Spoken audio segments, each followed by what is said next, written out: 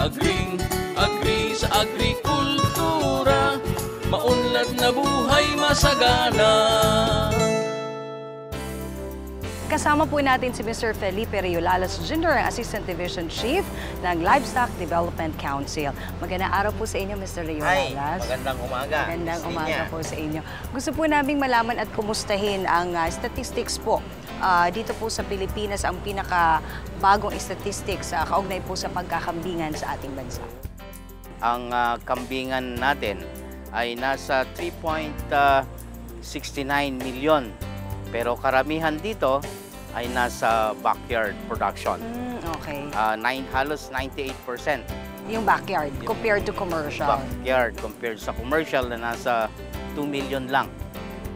Ano po ang breed na ginagamit po sa ating bansa? Dalawang klase yung inaalagaan ng mga farmers natin ngayon. Ito yung dairy at saka yung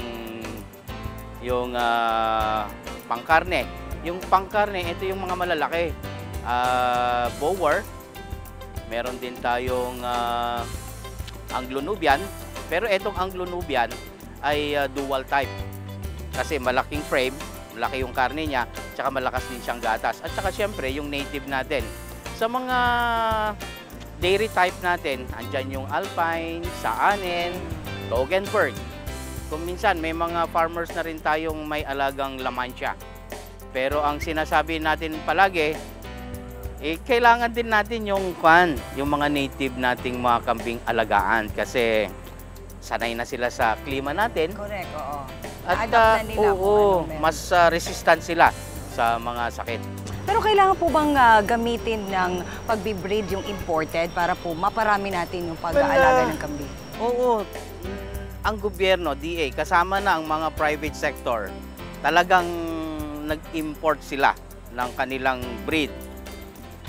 Ang purpose talaga nito niya ay para mapaganda yung lahi ng mga native natin. Ma-upgrade sila. Correct. Ano naman po ang progress natin sa goat racing mula po sa backyard papunta po sa commercial naman? Napakabagal actually. Yung paglaki ng commercial racers natin. Karamihan sa kanila talaga ay nasa backyard talaga. Mga 2% lang ang nasa commercial.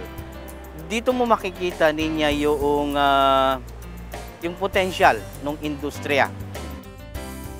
Okay, ano naman po ang advantages ng goat racing in terms of yung hog racing, cattle racing, and maging po yung poultry?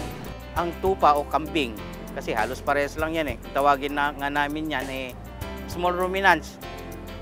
Konti lang yung kailangan mong puhunan talaga rito. Pabahay niya. Low maintenance siya. Ang bilis nilang dumami. Kasi in 8-month-old na inahin, pwede na siyang i-breed. Right. Tapos 3 times in 2 years siya nanganganak.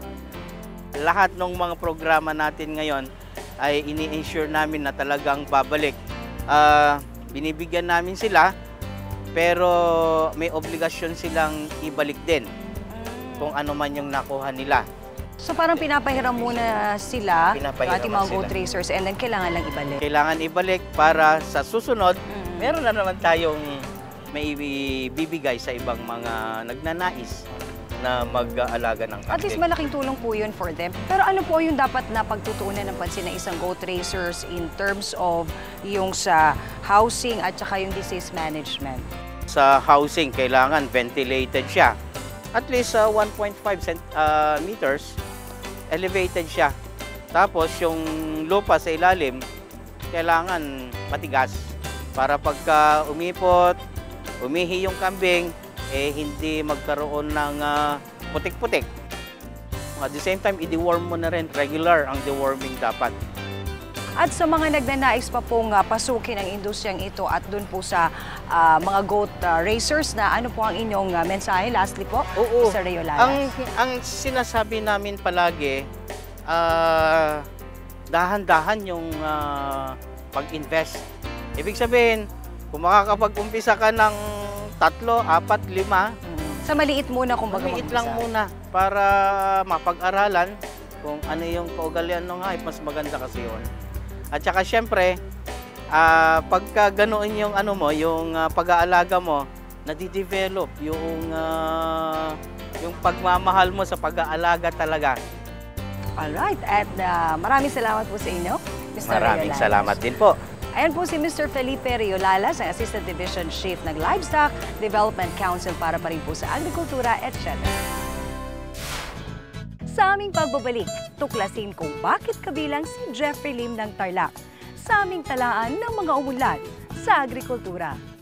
Agrikultura ang kabalikat ng bayan para sa ating kabuhayan. Agri sa agrikultura.